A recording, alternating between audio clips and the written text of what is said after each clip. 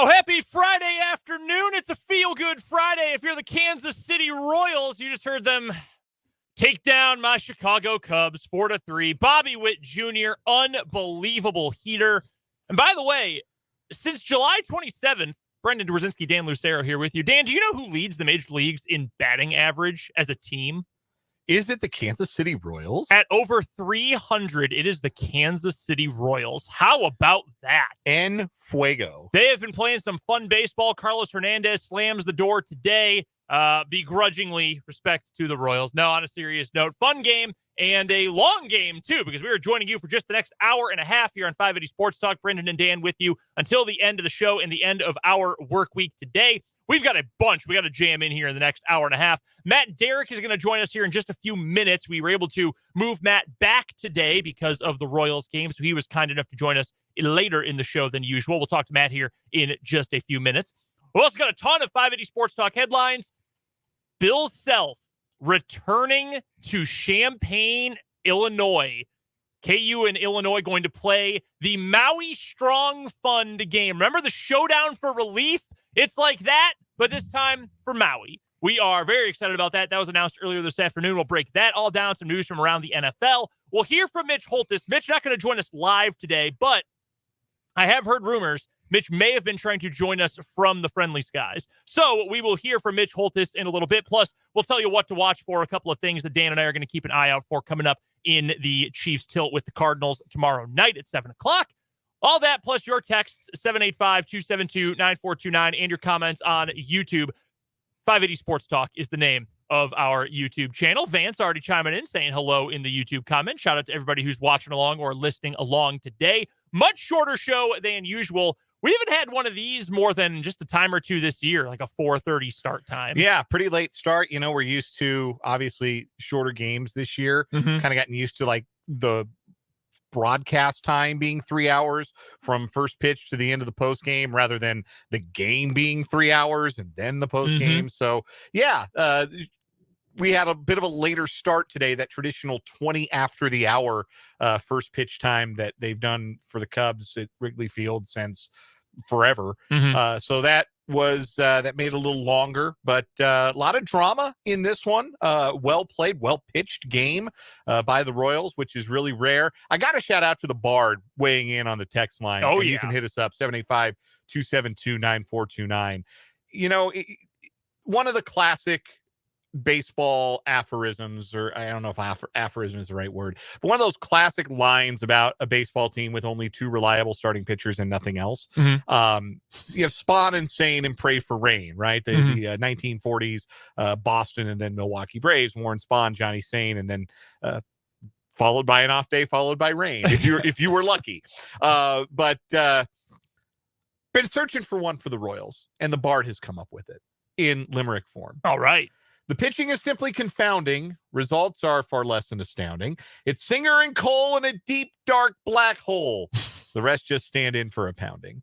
Well, hey, let's give this pitching staff a little bit of credit today. The bullpen backed Cole Reagan. They did. With 3 scoreless innings, with some help from some terrific defense. Drew Waters throwing out Nico Horner, trying to stretch a single into a double in the 9th inning.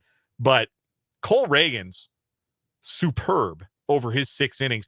They left him out there to start the 6th, and he was, I think, at 90 pitches or right around that. And I turned to you. We were both watching the game. I said, we're probably going to see a mid-inning pitching change this inning.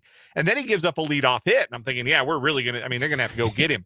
He blew the side away after that. To say he struck out the side undersells it. Yeah, he seems to get stronger as games go on. This is the second time that Matt Contreras left him out for 100-plus pitches. And both times he has finished his outings, because he did in Boston, too, a couple weeks ago. He has finished those outings with a major flourish. I'm ready to call Cole Reagan's a guy, capital G guy for the future, guy to stick near the top of the rotation. 9 strikeouts in 6 innings. The punch outs, he's keeping the ball in the ballpark. This is a real find. And whatever the Royals saw in him that made them ask for him as part of the Aroldis Chapman trade, and whatever they have added to him now, is legitimate cause for optimism about how they're going to develop pitching moving forward. Yeah, and if you're talking about moving forward now, it's a lot better to have two guys that you can rely on and know are going to be a part of your rotation going into a year that should be an ascending season like next year. Much better to have two than one, because now all of a sudden, instead of, well, it's Brady Singer and then congrats, it's you who's going to be in the rotation. Now you can say, all right, well, Singer's going to be there. Cole Reagans is going to be there. Ideally, you could get Daniel Lynch, who can be your fourth, fifth starter. Hopefully, if he can stay healthy, go out, get an arm, and then you can patchwork for number 5. Get one guy, one credible guy, and then Jordan Lyles is your fifth starter, and you're fine with that. You live with Jordan Lyles as your fifth starter. Yeah, you absolutely can. And you feel a little better about that. There are other holes that you need to patch over. That's not like, oh, wave the wand, get one free agent starting pitcher in championship. But you feel a lot better about what the Royals rotation can look like in the short term moving forward because of these early returns from Cole Reagans. Good stuff from Reagans today. Royals pick up the victory. We've got to get to our first commercial break. Again, short show today, but we're on with you until 6 o'clock. We'll talk some Chiefs preseason coming up on the other side of this break with the one and only Matt Derrick right here on 550 Sports Talk.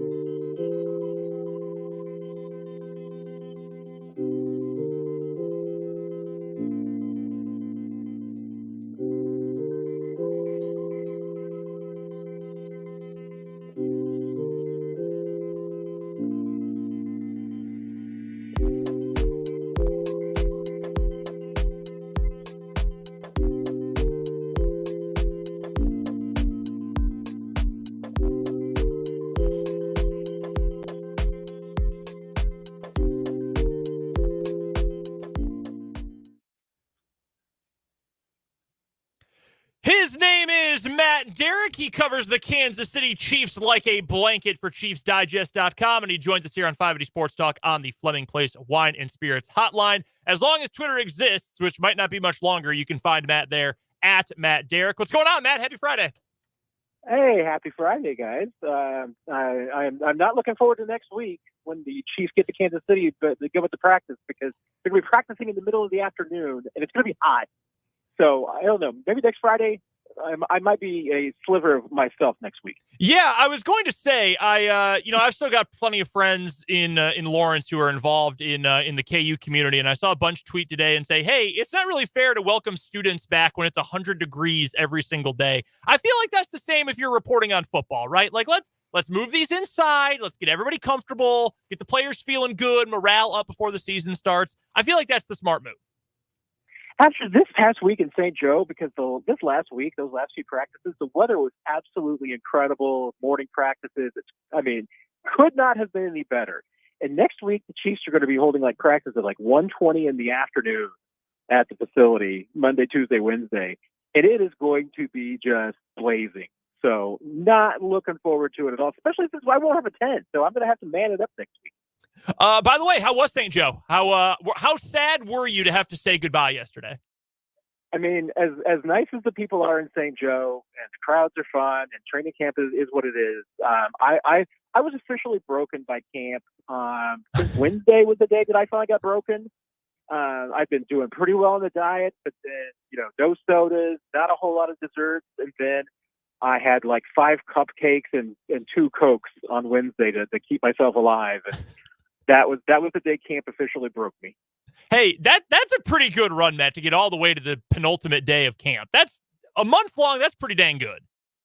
I mean, there were 19 practices. Usually they do 15, and then you throw on the 3 mini camp practices. So we're talking 22 practices. Yeah, I mean, and I was just watching, so I can't imagine what the players are going through. But for me, this was, and I know from talking to a lot of the players, coaches, everybody, I think the only one that really enjoyed all 22 of those practices was Andy Reid, because everybody else was ready to get out of St. Joe at least a week ago. As for the guys who are putting in that work on the field, as camp breaks, as we get ready for preseason game number 2, as you look back over training camp, Matt, give me one positive and one, let's say one certain clear positive that you learned at camp and one thing that you leave a little bit concerned about. I think one for sure is that the receiver group is going to be fine. We were talking at the beginning of camp. I mean, it's going to be a group going to be good enough that maybe they're going to keep 7 receivers. And, really of the people that we were talking about, making this team, I mean, John Ross was the only one that didn't pan out. And even then, I mean, that was at the bottom of the group. I mean, it's like maybe he can win that, that 6th or 7th job. Other than that, everybody else has worked. There's nobody that you're pointing at and saying, I don't know how this guy's going to contribute this year. Rashee Rice has looked fine. Sky Moore has looked fantastic. Justin Ross looks like he can do something. I mean, there's a reason why we're talking about them keeping 7 receivers, because they have all been that good. I mean, is it a group full of, all pros? I'm not convinced about that, but it's definitely a lot of guys who can play, and that's going to be helpful. The one that is worrying me right now is the secondary, because as deep as that group is, and I think that there has been a lot of improvement, and they work really well together, and the safety group in particular, I think, is strong. The injuries are starting to mount up at the secondary. I mean, they've lost Najee Johnson. You're going to be without Nick Jones for a while. L'Jarius Sneed is still dealing with his knee issue. And then you throw in I'm just not sure that Jalen Watson and Joshua Williams are in the same place as they were last year. I think they're both having maybe a little bit of a sophomore slump right now. If they get out of it, I'll feel a lot better about it. But right now, the injuries and attrition, I think, are taking their toll a little bit in the secondary.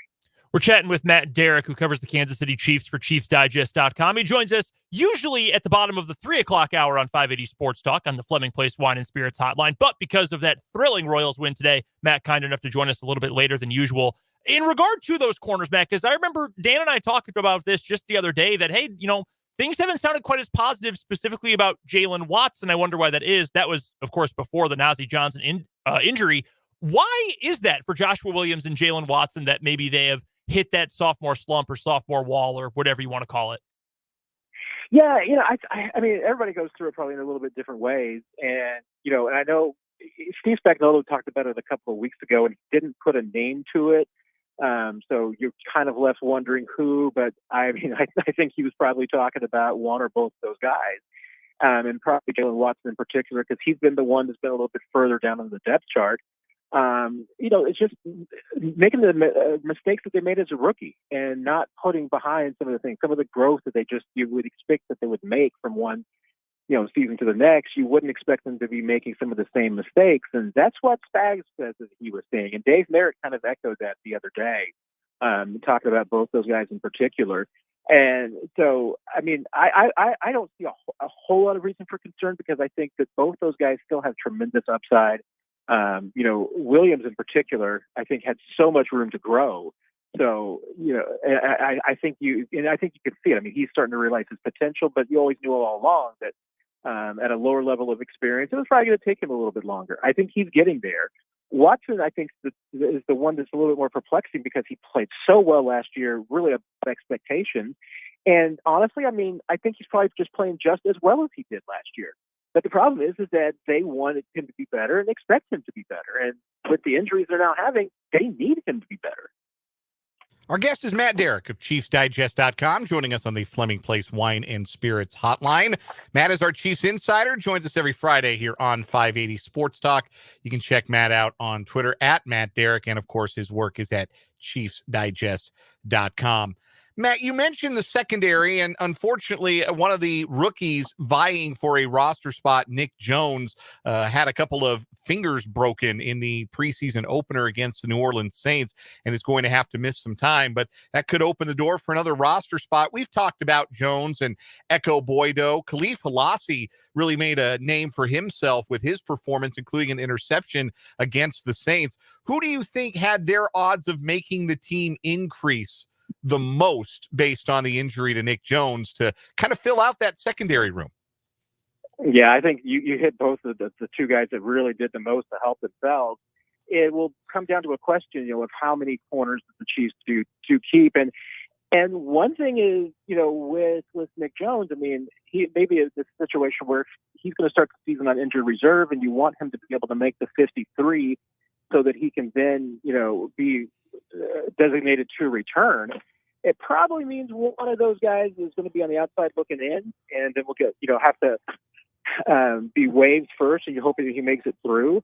But I think both those guys have absolutely made their case. I mean, Boydo has been the guy all along that has gotten the most attention and probably had the most questions at the same time because he is a little bit, thin. He's a slight guy, as Dave Tobe noted. I mean, just 177 pounds. Khalif Halasi has really just been overlooked, I think, because Boydo had been playing so well. Both those guys, I think, have been tremendous, even going back to OTAs, and they've been paired together on the second team a lot. So they're kind of, to me, they're kind of like the Fab Two, maybe to a degree. Maybe you throw in Connor, and for the safety position, and now you got the Fab Three. But I think those guys are in a lot of ways very comparable to what they had last year with the young rookies. It's just a smaller group, but they've definitely performed, and I think they've got strong potential. Felix Anudike-Uzomah had some downs and some ups in his preseason debut, and certainly with the suspension to Charles Omenihu, the Chiefs might be leaning on Felix a little bit more than maybe they anticipated for the first 6 weeks of this season. What did you take away from Felix's performance? You feel better about his progress after you saw him perform against the Saints? Probably a little bit better. I wasn't as hard on Felix as I think that some observations have been because, I recognize where he's at, that he's coming off an entire offseason without, any OTAs.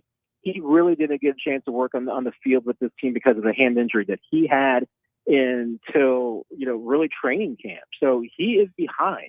It's going to take some catching up. And my expectation all along was that just like Karlaftis, it was probably going to be the second half of the season before you really saw him make an impact. You're right. I mean, because of some of the question marks and losing Omenihu, you are going to have to get a little bit more out of him maybe earlier than expected. But I still think it's the same timeline. The first half of the season for him is going to be kind of feeling his oats. He's going to have to just kind of learn the position, learn on the fly. I think they'll try and protect him a little bit. But, he's definitely going to get more opportunities than you expected in the first half of the season.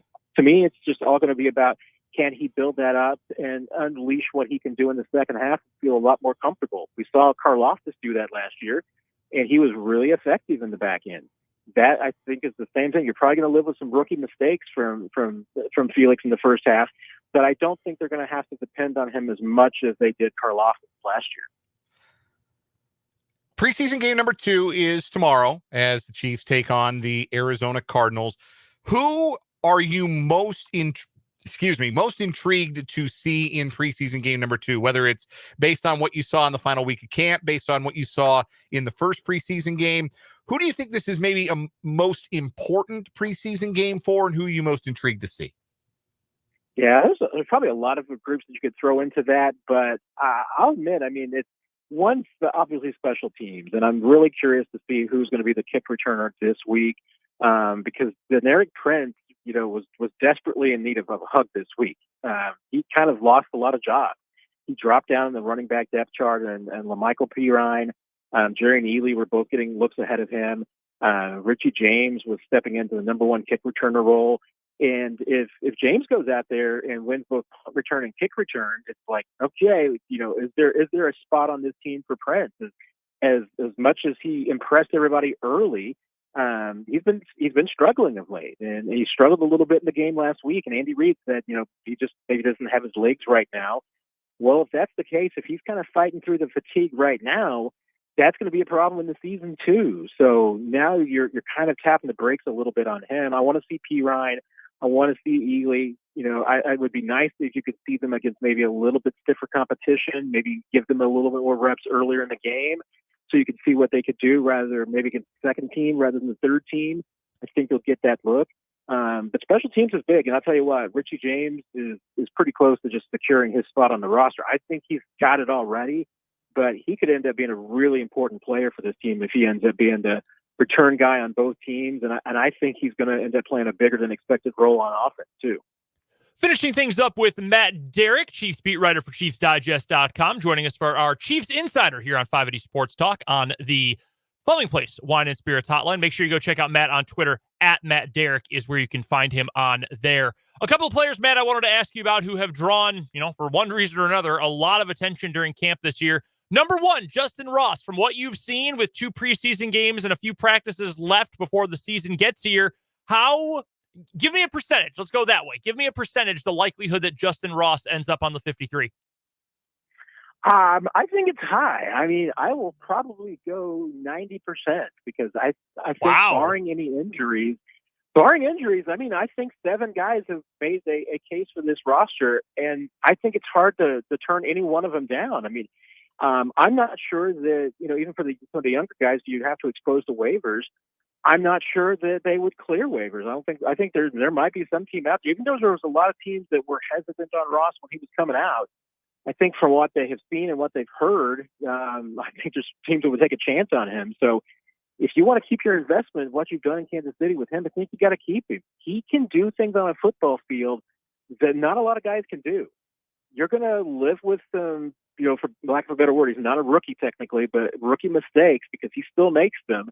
But he's at the same time, he's got a unique size. He's got a nice catch radius. I mean, he can do things, and he's got athleticism too. I mean, he can put moves and run routes that a lot of guys can't do. It's just that unfortunately, he's probably going to have a few drops that are going to be mind-boggling. But if he can make some plays, and once again, I mean, with the depth of this group, I don't think that you're necessarily asking him to be the number 2 or number 3 guy. But if that's a guy for you that is your number 5 receiver, I think that's a really good guy to have. Shane Buechele might be one of those guys who doesn't get through waivers. The Chiefs kept him around for a reason last year, but then they go out, they sign the veteran, which we know they like to keep around, the Matt Moores, the Chad Henneys. They bring in Blaine Gabbert, who I thought was fine in his first preseason action with KC last weekend. What are the odds that Shane Buechele is kept around as an official QB3 this year? I know with the emergency quarterback rule, he has to be on the 53, but he doesn't count against the active game day roster. What do you think the likelihood is, Matt, that they keep around a third quarterback? Yeah, once again, I think that's pretty high too. Because like you said, I mean, the new rule really incentivizes keeping a third quarterback because you can have that guy active on game day and not count against you if he's on the 53. But I had a fairly spirited conversation with somebody about this earlier today. And the reality of it is that, this isn't the Indianapolis Colts with Peyton Manning, where, Peyton Manning went down. They're literally the worst team in football. That's not what this team is. I mean, they truly feel that if they had to play for a short period of time without Patrick Mahomes, they're still a playoff team. So, this team doesn't want to give up just because, Patrick Mahomes gets hurt at some point, knock on wood. I think they want to keep their chances as best they can, and Buechele gives them that chance. They don't want to let him go for nothing, too. If a team came and said, hey, we're willing to give up fourth for Bouchel or something, I imagine they would listen. But I think the Chiefs, with their investment in trying to win Super Bowls, I think they'd be fine with keeping Bouchel around, because they feel like even if Bouchel had to play with the talent around him, they're still a playoff team. Last one I've got for you, Matt, then we'll let you go. And again, appreciate you being flexible with us on this Friday afternoon. Will we see Chris Jones on Monday? Darn good question. And I mean, I don't know. I don't think anybody knows at this point. I mean, it certainly seems like we're not going to see him until a deal gets done. And how close they are, I mean, if it's just a matter of money, or year to year, and it's just a matter of how much per year, I don't know why that hasn't gotten figured out. I mean, I've got to assume at this point that it's a much deeper issue and much more likely about the guarantee and the number of years. I don't know. I mean, if it was all about missing training camp, I mean, I think Chris Jones would be in the facility today. So I don't know what today versus Monday changes, and just unless these two sides can get closer. I think I've gone from this point from just every day assuming that Chris Jones is going to show up to now I'm assuming he's not showing up until he tells me otherwise.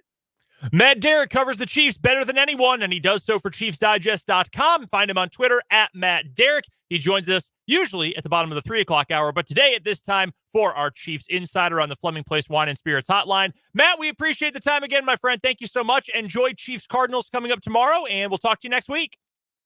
Sounds great. And you know me, I'll be with you guys anytime you need me. You just say the word. Matt, you are the best. Thanks so much, man. Take care, guys. That's Matt Derrick from ChiefsDigest.com, the absolute best. Chiefs-Cardinals coming up tomorrow. We'll give you our what to watch for coming up a little bit later next hour. That's right. We will. We'll also do headlines. And, of course, we'll hear from Mitch Holthus in absentia, as he is somewhere 30,000 feet over the earth right now. But we will hear from him in just a bit. Real quick, we have to get to a break here in just about 10 seconds. Vance on YouTube wondering if we're going to crown a What Is Wrong With You champion this week. I think we're going with the guys who burned the house down. Yep. I think by default, they're going to end up winning because we're short on time today. So those guys win. What Is Wrong With You this week? Brought to you by Top City Metal Supply. We have to get to a break. Headlines are next on 580 Sports Talk.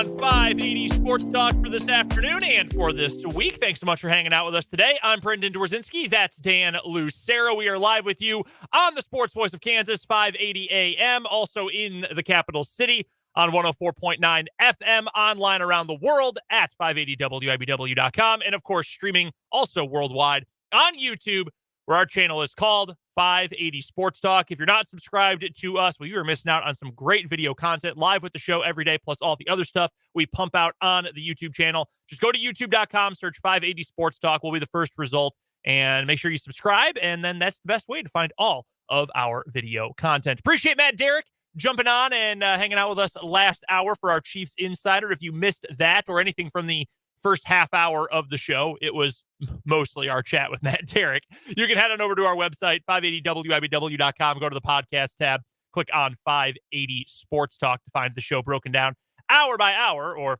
half hour today because we were on late because of the Royals game.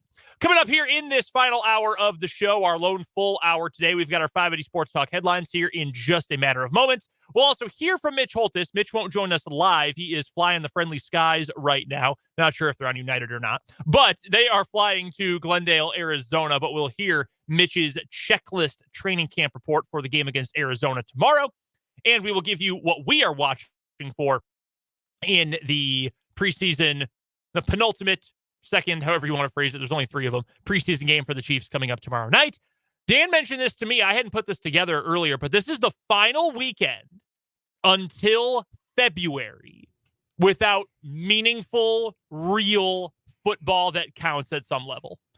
Yeah, I guess if you don't count the week between the championship games and the Super Bowl. So on a technicality, you didn't really count the Pro Bowl games. But yes, this is men out there playing accordingly. Women out there playing accordingly. If you love football, playing accordingly. This is the last weekend that there is no football to watch. Next Saturday is a college football Saturday. It is week 0. It is Notre Dame playing Navy in Dublin. It is absolutely what it is. I think UMass football on ESPN. Yeah. So we are going to end up having 7 FBS games coming up next Saturday, including Navy versus Notre Dame in Dublin on NBC and Peacock. UTEP at and they're all night games. That's the only day game is the Notre Dame game. UTEP at Jacksonville State on CBS Sportsnet. UMass versus New Mexico State, ESPN. New Mexico State and UMass are on big ESPN on a Saturday night. Diego Pavia Hive, stand up. We'll get Ohio versus San Diego State. Hawaii at Vanderbilt. I'm so torqued for Hawaii at Vanderbilt. You have no idea. San Jose State at USC. That game, the one that features a top 10 team, is on the Pac-12 network. Yeah, the reigning Heisman winner. Gee, I wonder why that conference isn't going to exist after this year. What a crock. And then our final game of the night, 9 o'clock. Can I interest you in Conference USA after dark? Hell yes, you can. Florida International at Louisiana Tech. Guaranteed stupid football. Ooh. As Scott Van Pelt always says on Bad Beats, weird things happen in Ruston, Louisiana. There are going to be so many daiquiris consumed. Oh, yeah. Oh, yeah. Just a titanic amount of daiquiris. There are going to be a couple decent games in here. Do you not get Pac-12 Network?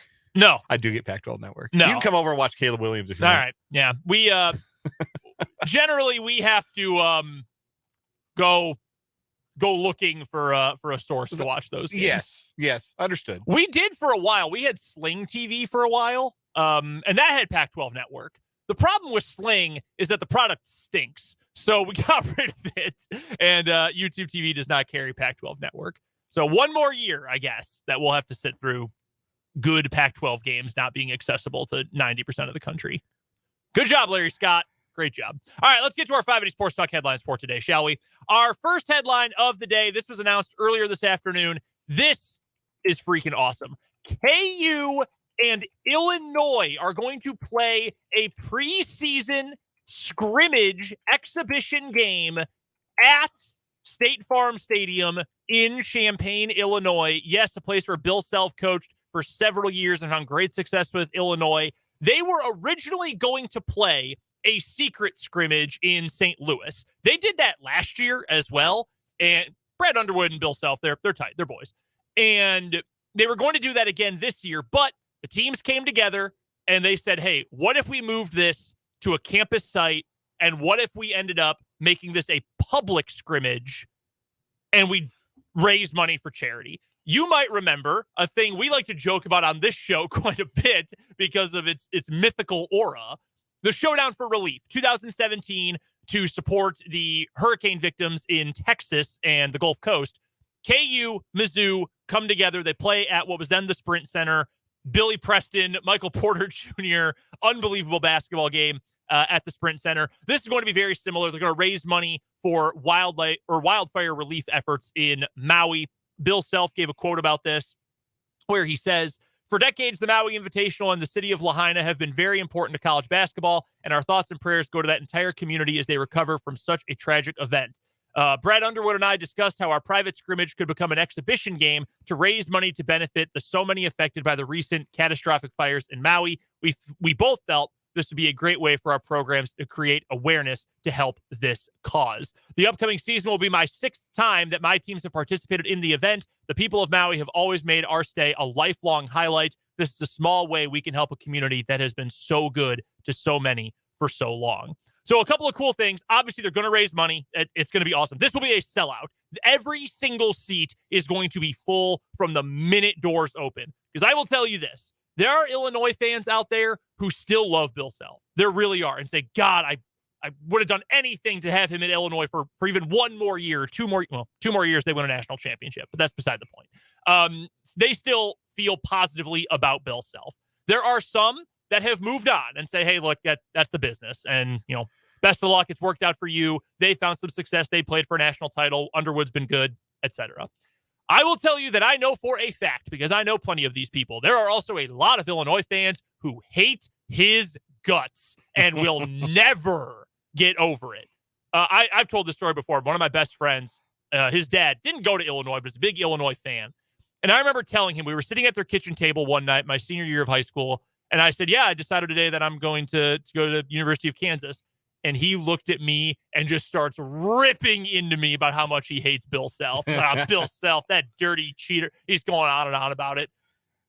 That crowd is going to be nuts for an exhibition game between two teams that never play each other. Also, the other thing that I think is significant, other than Bill Self's return and all the raised money, they agreed, and I think this is because they agreed to play the game in Champaign, that they have agreed that KU is going to get a larger allotment than normal for a visiting team for what would be a regular season game. So there will be more KU fans. KU fans are going to travel. People from KC, from Lawrence, from Topeka, y'all are going to travel. They're going to fill that allotment, no problem. But I think that's cool to get a slightly more even crowd. It's going to be awesome. I'm glad they're doing this. October 29th, this game is going to be televised as well. Yeah, Big Ten Network. Yeah, so 5 o'clock, October 29th, Big Ten Network. The only thing that probably doesn't work out in KU's favor for that is that will be during the late third quarter into the fourth of the Chiefs game that week because they kick at 3:25. Oh, yeah, that's true. There'll be some double screen action. Oh, yeah. That'll be on the second screen. No doubt about that. 5 p.m., October 29th on Big Ten Network and KU Illinois scrimmage game for basketball. This is awesome. I'm so glad they're doing this. And you didn't even know this morning when you put on your Flying Illini shirt. No, I did not. That was totally by accident. It's a great shirt. It is such a cool shirt. Those were very cool teams. Yeah. Like the late 80s Illinois teams, they were extremely cool. This is not a statement or anything along those lines. Please don't get mad at me if you're inclined to get mad at something like that. Anyhow, let's talk about the other Big 12 basketball team in the state because they were in action while you were sleeping. And Kansas State took it to the United Arab Emirates select team that they played in their third and final exhibition scrimmage on their trip to Israel and Abu Dhabi. They won the game 112-72 was the final score. Tyler Perry went ballistic in the win for K-State. 33 points on 12 of 15 shooting. After the game, Jerome Tang called Perry the best shooter in the country. So far, it is difficult to argue with that assessment. He can really stroke it. Kansas State didn't they were not a great 3-point shooting team last year. No. Ish Massoud was over 40%. Keontae Johnson was right around 40%, but he was only taking 3 of them a game. They didn't have a lot of guys who shot it at a high volume, who shot it at an elite level. Like Marquise Noel was 36, I want to say. I looked this up. Mm-hmm. Marquise Noel was a 36% 3-point shooter, shooting 7 threes a game. Like, that's good. Don't get me wrong. But there's a difference between being a good 3-point shooter and an elite 3-point shooter. And Tyler Perry is an elite 3-point shooter. And that is an element that Kansas State didn't really have last year. So that's pretty exciting. Tyler Perry, 33 points. Cam Carter with 20 points. He really acquitted himself nicely on the overseas tour. 15 points for Naquan Tomlin, 12 for Jarrell Colbert, his best game by far of the tour. Day-Day Ames, the freshman guard, had 11 to round out 5 Wildcats in double figures in the victory. So K-State goes 2-1 on their trip to Israel and Abu Dhabi.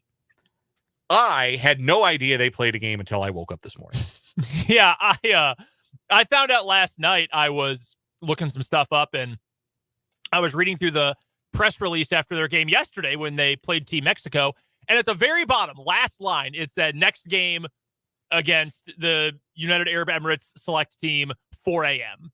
And I thought, what? That's a fast turnaround. To play 2 games less than 24 hours apart. And secondly, 4 a.m. But hey, if you can get a game, you get that game in, continue to build that chemistry, to continue to get all 10 guys on the floor. I'm telling you, man, Tyler Perry is going to be really good for this team. He's going to be really dang good. 9 of 11 from 3 is incredible. He took a non-3, though. He did. 4 of them. Those were the first non-3-point shots he took on the trip. That's pretty funny. That is pretty dang funny. So, yeah, but man, when he gets going, it really it opens up the rest of the floor. It's going to make the driving lanes that much bigger. It's going to open up opportunities for Arthur Kaluma and Naquan Tomlin. All good things. I think you take a lot of positives away from that 3-game trip if you're Kansas State. Yeah, I would say so. I would say without a doubt. Next for me, want to go around the NFL a little bit? Do it. All right, a couple of moves today. One player who has been added to a team, Jadeveon Clowney. He is signing a 1-year deal with the Baltimore Ravens. 1 year, $6 million maximum value of the contract. But I believe I saw, and you can correct me if I'm wrong here, Dan, I believe the base value of this is $2.5 million. So we'll get $2.5 million to be probably the 3rd best pass rusher on the team. Yeah, it's like escalators, incentives, whatever you want to call it, however it just needs to be phrased, like given the particulars, it could be worth $6 million. Yeah. So honestly, I know Clowney has developed he has cultivated a following that is largely negative because he's got a reputation, probably fairly deserved, that he takes some plays off. He has developed a reputation that he is a dirty player. A couple plays in particular really stand out for that. And some people would like to say he's never really been all that good. I would refute that. He's a 3-time Pro Bowler. He's been good. 3 Pro Bowls, 43 sacks. I think the perception of him is really fascinating. Yeah. Because at his best, like I remember one game, he played 1 season in Seattle, and that was probably the most Jadeveon Clowney I ever watched. I remember a primetime game, and I don't remember who it was against. I want to say it was Minnesota. I don't remember exactly who. I'd have to go look it up on Pro Football Reference, and I might do that here in a second. But I remember a game that he just completely wrecked. Like, the other team couldn't do anything to his side of the field. He absolutely dominated the game. I think he scored a touchdown. I think he had a strip sack. Like, he was unbelievable. And when you watch him on the right night, you think, oh, this is one of the best defensive players in the league. And then you watch him on the wrong night, and you're like, okay, like, what? Like, he signed with Tennessee after his 1 year in Seattle, and he played 8 games for Tennessee, and he had as many sacks in 2020 as you and me combined. Yep. He had no sacks. So then 2 years ago, he has 9 sacks in his first year with Cleveland, but last year, 2 sacks, gets, again, bad rep, being a bit of a malcontent, and only plays 12 games. And so now here he goes to Baltimore, who really needs a pass rushing presence. Their sack leader last year was Justin Houston. Yeah. He obviously not back with the team, but he only had 9.5 sacks. So they have been looking for an outside pass rush presence.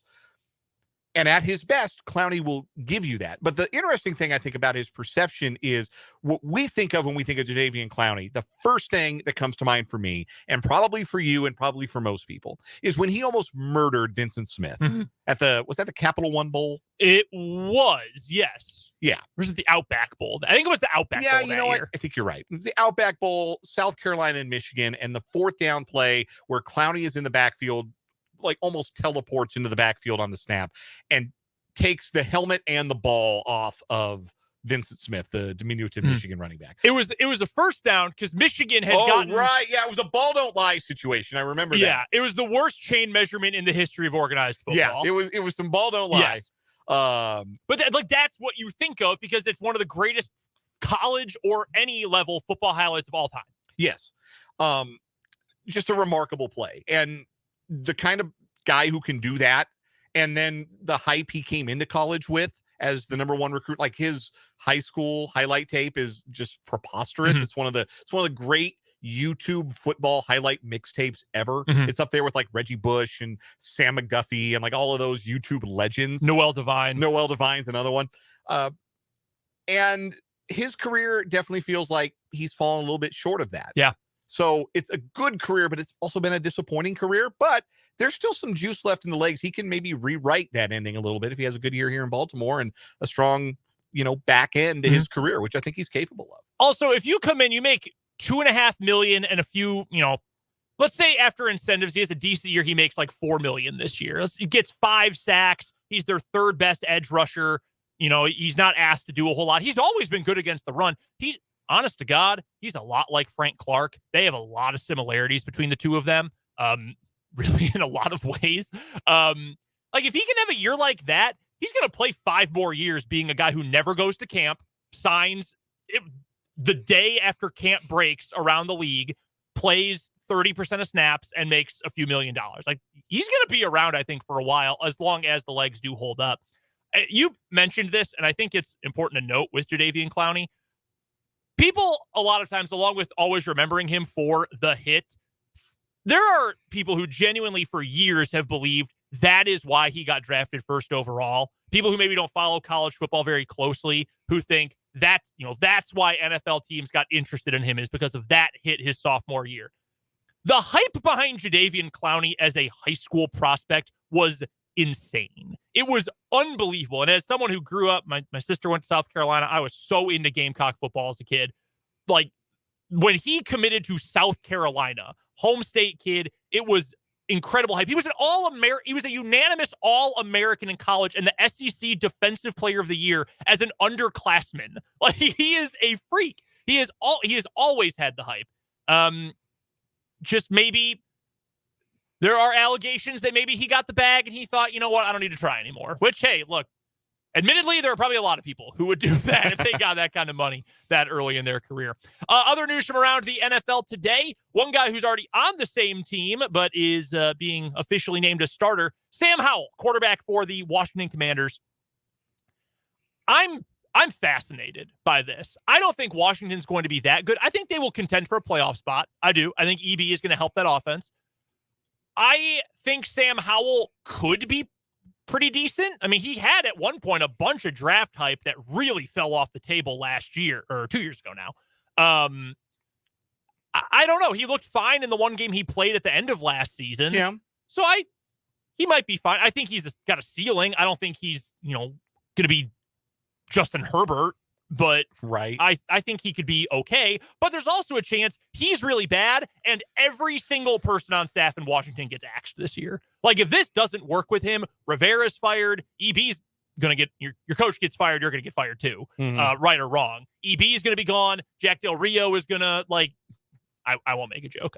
I'll get in trouble. Jack Del Rio will get fired. He will be free to pursue some other interests. Yes, he will get back on Twitter probably.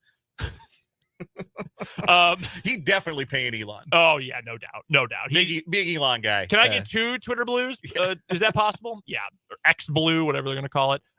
So I'm fascinated by that with Sam Howell in Washington. And finally, the Lions waived Denzel Mims today. Injury designation. So the trade, it was thought this week when Dan Campbell was asked about Denzel Mims, and all he could say was, well, he's in the room. That pretty much told you that Denzel Mims was going to get cut.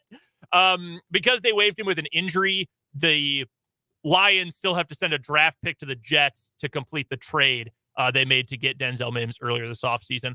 I was in the Mims hive when he got drafted out of Baylor. I was a legit believer that Denzel Mims was going to be a stud in the NFL.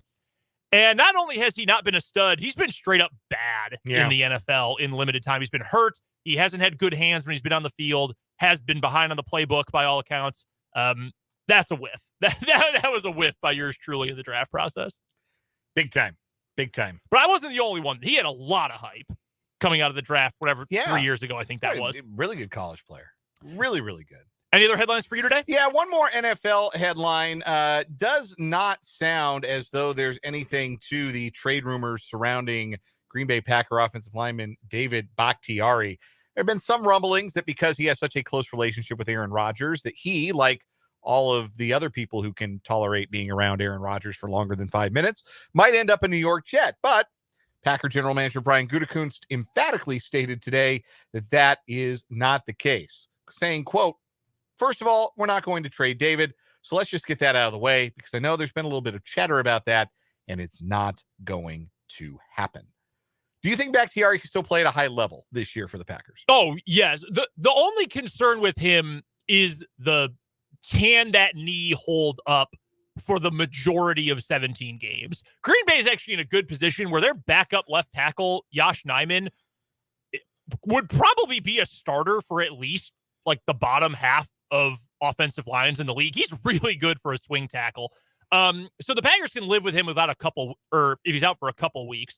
When he was in last year, he was, and I believe this was from Pro Football Focus, one of the 3 best pass blockers of any offensive line position in the NFL last year. Like, he was not good. He was great.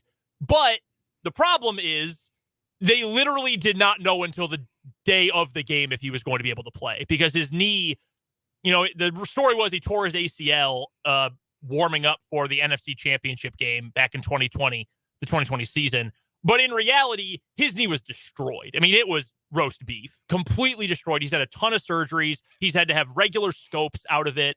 So they just don't know week to week if he can go. If he can go, I think he's still a top 5 tackle in the NFL. The problem is, abilities, availabilities, all that. So I'm not surprised the Packers don't want to trade him. He's awesome. They have to eat all of his money anyway if they do trade him at this point. So it really doesn't make sense. But no, there was never anything to this. It just, when Aaron Rodgers got traded, and we all knew that he was going to try to bring all of his friends along. Mm-hmm. It just so happened that most of his friends weren't under contract anymore. Right. David Bakhtiari there are only like 6 or 7 of them. Oh, yeah. I mean, what's 2 wide receivers and a safety and a tight end and a running back and whatever. I'm not surprised knocking that, by the way. Like, if you have 6 or 7 friends in your late 30s, you're doing pretty good. Yeah. No, that's pretty good, especially if they're real friends. Yeah. Because if you're that famous and that rich, I bet 6 or 7 friends, probably like 5 or 6 of them aren't real friends anyway. So to have that many tight, that's a good place to be. That'll do it for today's 580 Sports Talk headlines, but we've got a lot more NFL to get to coming up on the other side of this break. We will hear from Mitch Holthus, and we'll give you our Chiefs news, notes, storylines to watch coming up tomorrow in preseason game number 2. That's up after this break on 580 Sports Talk.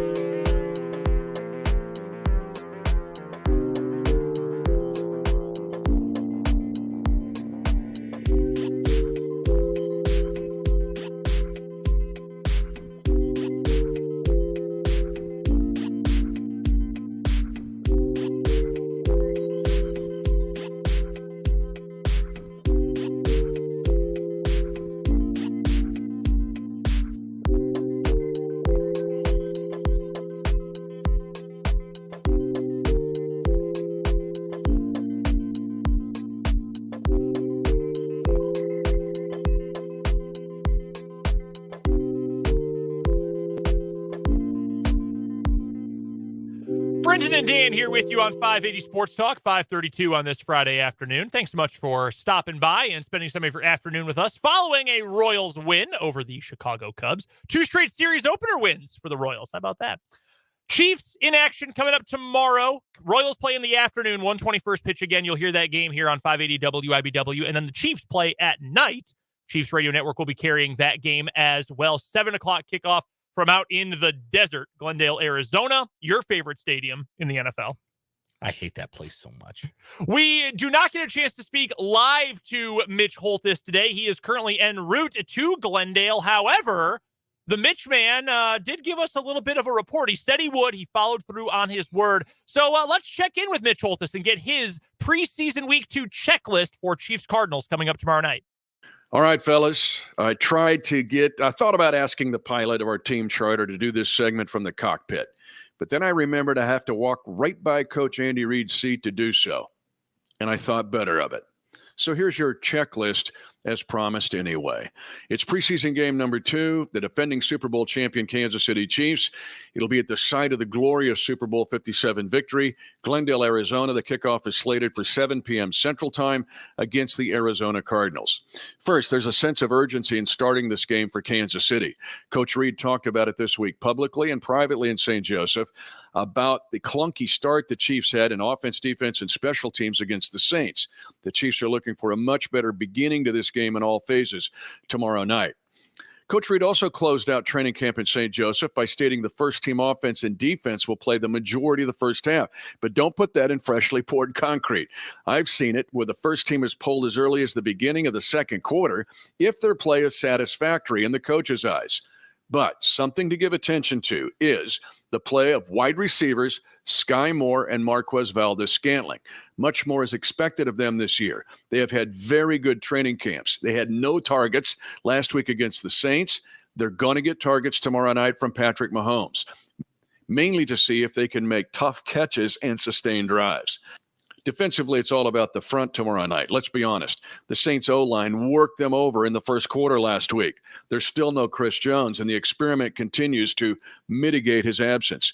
Expect Mac Dickerson, a third-year journeyman defensive tackle, to get more snaps and maybe start this game to just give him more of a look. And can they get pressure from the edges, most notably from George Karlaftis and this year's first-round draft pick, K-Stater Felix Anudike-Uzomah? And finally, the cuts are looming. Fierce battles remain in the defensive backfield. Players like Western Kentucky rookie Khalif Halassi, K-State rookie Echo Boydo, and Nebraska Cornhuskers veterans Lamar Jackson and DiCaprio Bootle, and 8-year veteran safety Deion Bush is fighting for a spot. Here's one fun item for you guys. On the Arizona Cardinal roster, there's some local ties. One's obvious, Isaiah Simmons, first-round draft pick from Clemson a couple years ago from Olathe North. He's now moved to safety with this new coaching regime. But wide receiver Caden Davis is on this team. He's from Ellsworth, Kansas, an Ellsworth Bearcat who played at Butler County Community College and was a college Bearcat at Northwest Missouri State. Mitch is incredible. He is absolutely the best. He knows everything. It is cool to have those Kansas ties, by the way. Yeah, most definitely. On the Arizona roster. A couple things that we are looking forward to coming up in this game on Saturday. The first one for me, let's harken back to what we talked about with Matt Derrick this time last hour about the defensive backfield. As I mentioned to Matt, we addressed that, 2 weeks ago now about the report that, hey, Jalen Watson maybe not having the best camp. But then Najee Johnson, who it sounded like was going to maybe take some of those snaps because he was having such a good camp. He has the unfortunate ACL tear. He's out for the year. Jalen Watson thrust back in, ideally. Well, according to Matt, things have maybe not been so rosy for Watson or Joshua Williams. At the very least, maybe they haven't taken a step forward this year. What they did last year, you can live with for sure, but I can understand the desire to see rookies improve over time. Totally get that.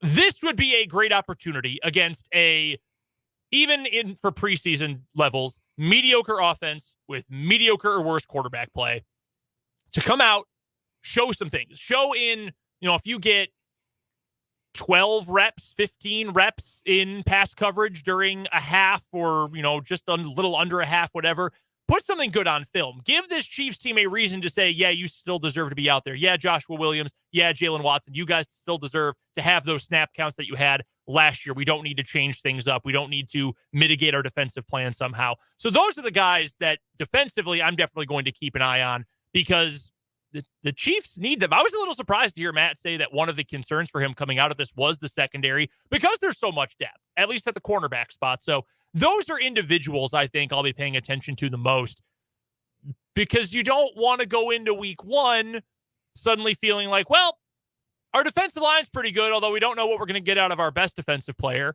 Our linebackers are really good no matter what. And our secondary, we have a lot of depth, but maybe not a whole lot of production. Because while I think the Chiefs are going to beat the Lions are going to throw. And the Lions had a pretty efficient passing attack last year. Not the best in the league, but in terms of efficiency and underlying numbers, one of the best in that regard. So not the place you want to be going into week one. So I think this would do a lot for me and would go a long way to make me feel more comfortable about where this defensive backfield is as we start the season. Yeah, I don't think the Chiefs want to play a game like the last time Patrick Mahomes faced Jared Goff. I think they just as soon not play in one like that. And I think having the secondary settled would go a long way towards avoiding such an outcome. Well, something else that I think is interesting based on what we heard from Matt Derrick, the Derrick Prince hype train may have careened off the rails. I thought the same thing. Before we got to preseason game 2. If Richie James is going to be the all-purpose return man, then Derrick Prince is going to have to show something with the ball in his hands if he wants to make this 53-man roster. He's an undrafted free agent. They're not obligated to him. They've given him every chance to make the team, certainly impressed in camp, but camp is camp. You get out on the field, you got to make something happen. And he really didn't in his time against the Saints. Only 14 yards on his 4 carries. So all of a sudden, this becomes a very interesting week for the running back position. Not just Prince, but also Clyde Edwards-Helaire. Do his chances of really making the team increase? Michael P. Ryan now have an inside, or not an inside chance, but an outside chance to really make this roster? Jerrion Ealy is a pass-catching running back. He's actually listed as a running back and a wide receiver on the roster, the rare RB/WR. And they threw to him a few times in the second half against the Saints. What does his workload look like against Arizona? So all of a sudden, that becomes a position of intrigue that we assumed was pretty settled. Pacheco, McKinnon, Prince probably, and then maybe Clyde Edwards-Helaire, or maybe he gets traded. Well, now that's all up for grabs. So that gets a lot more interesting. That one was a little disappointing to me to hear that maybe things have, like you said, careened off the tracks a little bit here. That kick return role needs to be solid going into this. Like, I don't think the Chiefs can afford to have a shaky punt returner and a shaky kick returner. And by all accounts, I mean, we're feeling pretty fine about Richie James in the punt return role. But we saw how devastating that could be last year. I mean, I think you could make a very coherent argument that Sky Moore muffing that punt against the Colts cost the Chiefs that game because it put them behind. They weren't able to come back and finish it off. It was a bad game for everyone, but making a mistake like that when everybody else is already having a bad game, yeah, that's going to cost you points. That's very likely going to cost you a win or, force you into a loss, however you want to look at it. So if they don't feel completely comfortable with a guy in that role, hard to see them making the team. And if Prince isn't going to make the team as your kick returner, even with that great game speed, genuinely asking, what does he have over anyone else? What does he have over Jerrion Ealy? What does he have over somebody else who's currently on the roster who's just fighting for a spot? And the answer is, I don't really know that he does. He might, but I don't know of anything that he definitely does have. So that would worry me for him as well. The other thing, too, and I asked Matt about this for a reason. It was one of my things last week. Let's see how the receivers do. Let's see how Justin Ross is able to perform if he sees a few more snaps in this game. I thought he was pretty good last week. Can we see more of that from him coming up tomorrow night? That's going to be a thing to watch. I guess I'm going to adjust what I think about his likelihood of making the roster. I would have put it at about 50-50. Matt seemed super convinced. I know Jake told us yesterday he's super convinced it's going to happen, or 2 days ago that would have been, that he's convinced it's going to end up happening. So again, seeing a good performance or a solid nothing got worse performance from him, I will feel locked in like, yeah, he's going to make this roster. And I want to see more of Rashee Rice. I want to see a little bit more of Sky Moore. I want to see these guys in action in the roles they're actually going to have to serve this year. New for Moore, first time for Rice. I'm very curious about this wide receiver group. I'm excited about them, and I want to see them in action, no matter who they're catching passes from. If Mahomes only plays one series, maybe two again, I want to still see Rashee Rice out there longer. I still want to see Justin Ross out there longer, not just the guys who, you're taking an extra look at, but clearly aren't going to make the team. Like, I want these guys who might make the team to catch passes from Blaine Gabbert or catch passes from Shane Buechele. I don't think we'll see Mahomes. I would set the most possible series we see him in as 2, and I would bet the under. Like if they score in their opening series, or if Mahomes completes a couple of passes on his opening series, like downfield passes, not swing passes to Clyde Edwards-Helaire like in the opener, that'll be good enough. Like I really don't think and Andy Reid, I'm sure, is probably on that wavelength too. There's no need to play your starters a whole half, but I do think there will be some starters who it might benefit to play the whole half. Maybe you give the offensive line an extra series together because you've got the new bookends with the interior guys. Maybe the starting wide receivers or the guys you project to play more at wide receiver do get a little extra time, but come on. You need to run Patrick Mahomes out there for a whole half of fake football. That's not happening. Oh, and he acknowledged that too yesterday, right? He said, maybe sometimes. But don't hold me to that. Don't hold me to that. Well, you can't fool me. We know, Andy. I'm familiar with your game.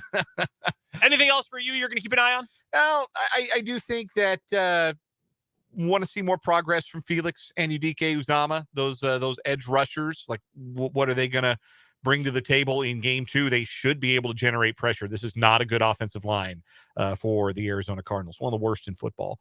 They ought to be able to generate some pressure. So I want to see some pressure. I want to see Felix and Udike Uzama get to the quarterback. I want to see some more flashes from some interior guys like Daniel Wise, who had a couple of good reps against the Saints.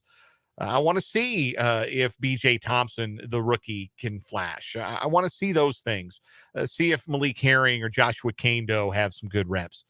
Those will be interesting to me as well. One name, by the way, I should have brought this up when I was talking about the defensive backfield. Let's see some more from Echo Boydo. Let's see some more from the Lawrence and K-State product. He was really good, I thought, last weekend. Would love to see some more from him, especially if there are going to be more snaps available potentially in that defensive backfield. Would love to see him continue that momentum and pick up a few of those as well. Let's get to a quick commercial break. Don't forget, Chiefs football coming up tomorrow, preseason game number 2 against the Arizona Cardinals. Kickoff set for 7 o'clock. You can listen right here on 580 WIBW. We'll tell you what's on tap for the rest of the sports weekend after this here on 580 Sports Talk.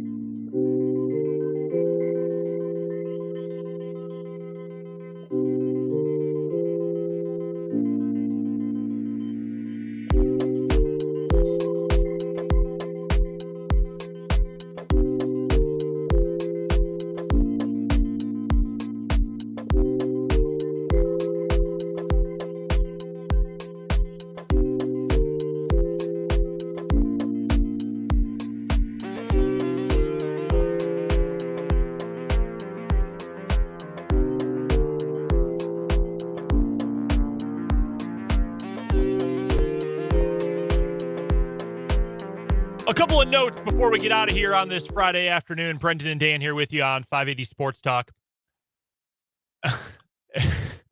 From the latest edition of Do You Feel Old Yet? Dan, do you remember Drake Kirkpatrick? Yeah, sure. Long time NFL cornerback. Yeah, I feel like he was playing like last year.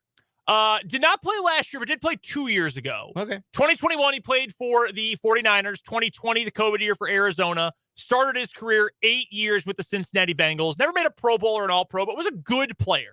A very solid starting cornerback in the NFL for a decade. Today, Drake Kirkpatrick's son committed to Alabama. Drake Kirkpatrick Jr. Drake Kirkpatrick was a rookie in 2012. Jeez.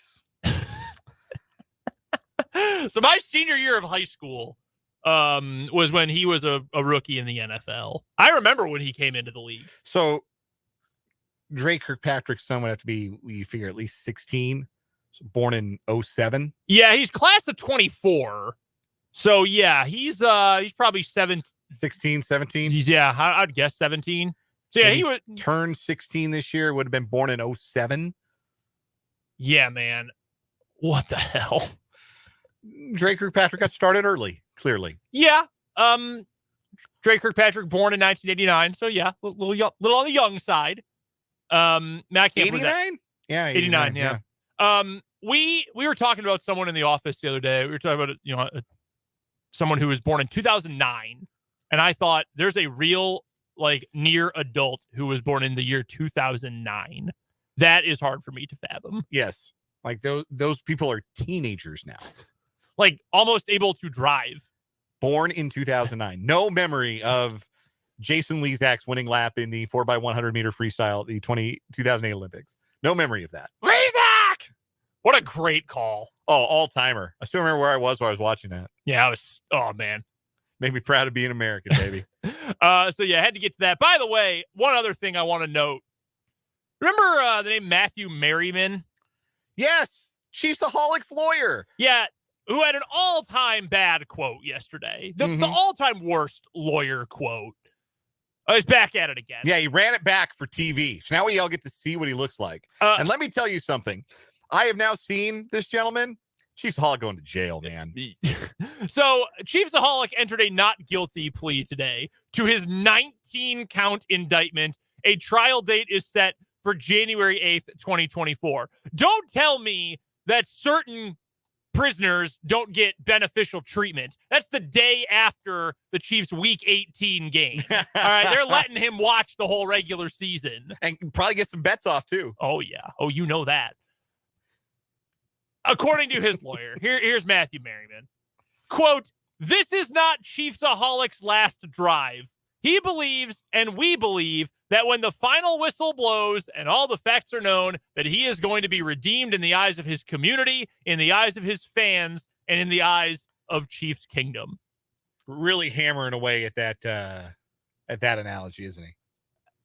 Sir, Mr. Lawyer, sir, counsel, I would recommend you don't conflate fans of this story with fans of Chiefs-Aholic himself. Those are two very different things.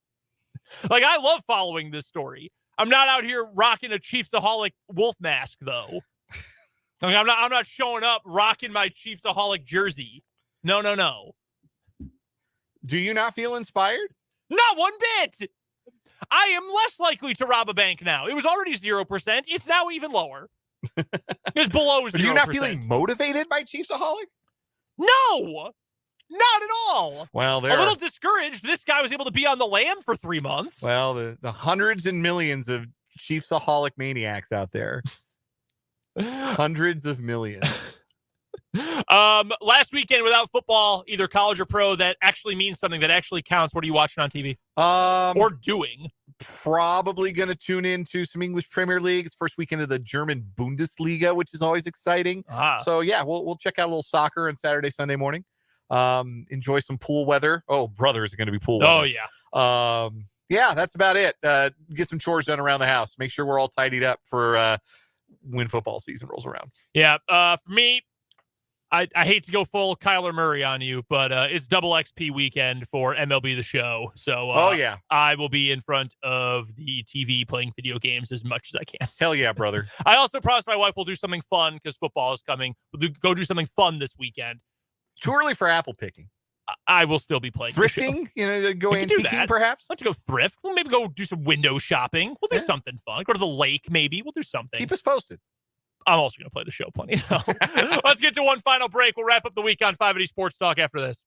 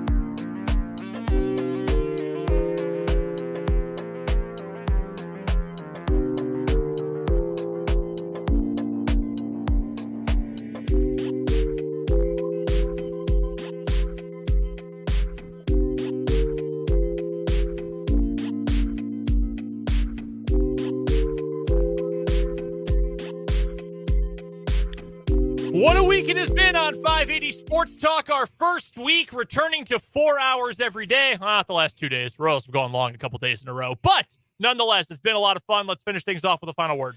Only 21 players in the history of the American League have had a season where they hit 30 home runs and stole 30 bases. None of them have been a Kansas City Royal. Now, this number increases to 22 and 1, respectively, if you count Carlos Beltran's 2004 season, but he did most of that damage in Houston after he was traded there from Kansas City. Anyway, I say all that to say this. What Bobby Witt Jr. is on the verge of doing this year, he's 6 home runs away from 30 on the season after he hit number 24 to win the game today in Chicago, is really special and really rare. We started talking about Bobby Witt Jr. as a superstar.